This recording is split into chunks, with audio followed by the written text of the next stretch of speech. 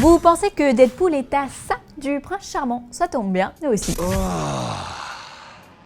I'm touching myself tonight.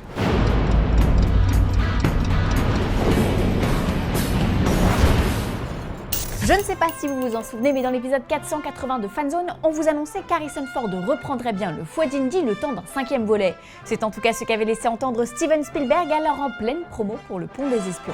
Depuis, le projet se concrétise de plus en plus sérieusement. Invité sur le plateau de Bloomberg TV pour parler du succès de Star Wars à travers le monde, le big boss de Disney, Bob Iger, a confirmé que la suite des aventures d'Indy était en développement. Alors avec ou sans Harrison, avec ou sans Spielberg, eh bien ces questions demeurent à ce jour sans réponse. Alors on serait tenté de dire que le duo rempile au vu des récentes déclarations de Spielberg, mais le réalisateur ne manque pas de projet. Il y a d'abord Le Bon Gros Géant, puis Robocalypse et Ready Player One actuellement en pré-production. Quant à Harrison Ford, il aura bientôt 74 ans quand même. On vous parlait il y a un an de Chris Pratt, un temps pressenti pour se glisser sous le chapeau d'Indy, mais le producteur de la saga, Frank Marshall, a jugé bon de rappeler qu'on n'agissait pas avec Indiana Jones comme avec James Bond.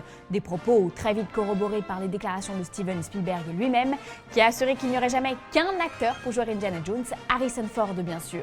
Et pourtant, il va bien falloir lui trouver un héritier à notre archéologue préféré, car il semble évident que Disney, aujourd'hui détenteur des droits, va relancer la saga un peu à la façon de Star Wars. Il nous faut donc une nouvelle génération et un passage de flambeau. Non, l'idéal, ce serait de faire comme dans Le Parrain 2, une hypothèse qui n'a d'ailleurs pas échappé à Yota, qui nous a laissé un commentaire sur le site et qui propose très judicieusement une quête sur 40 ans, avec un Indy jeune qui assurait la relève pour les prochains films et un Indy contemporain joué par Harrison Ford bien sûr, ce qui nous ferait un 5e volet en forme de préquel mais aussi de suite. Malin Yota, hein, très très malin. D'ailleurs, tu n'es pas le seul à avoir eu cette idée, puisque c'était aussi le point de départ de Die Hard 6, autre saga lucrative en passe de revoir le jour. Reste à trouver un successeur à la hauteur d'Harrison, Harrison qui est officiellement l'acteur le plus rentable de tous les temps. Alors qui pourrait bien prendre la relève? Évidemment, le nom de Chris Pratt reste sur toutes les lèvres, mais on pense aussi à Bradley Cooper, à moins que ce soit une jeune demoiselle qui reprenne le fouet. Rien d'utopique là-dedans, hein. Je vous rappelle que les femmes ont le vent en poupe à Hollywood, elles chassent les fantômes, ont pris le pouvoir dans Star Wars, succéderont a priori aux Expendables. Non, la seule mauvaise idée là, ce serait de recommencer avec Shia LaBeouf, si on pouvait éviter le four de l'épisode 4, ou devrais-je dire le frigo.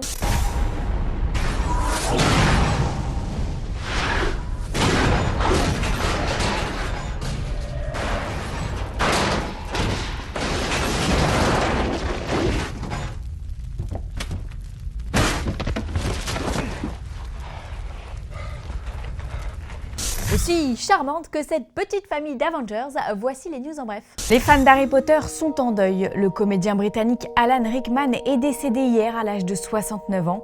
L'inénarrable Dr Lazarus dans Galaxy Quest, Rickman s'est fait connaître du grand public grâce à Die Hard où il jouait l'infâme Hans Gruber.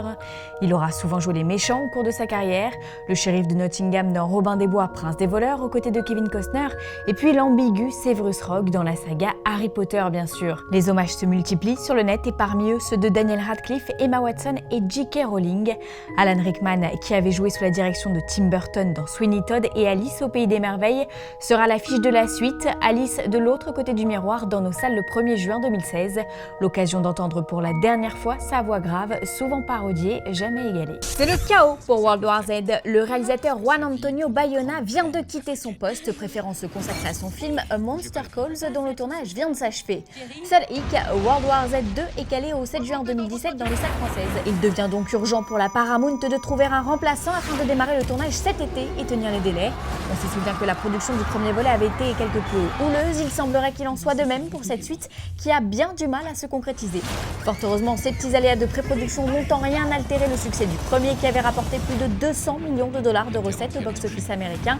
Il rassemblait plus de 2,4 millions de spectateurs dans l'Hexagone.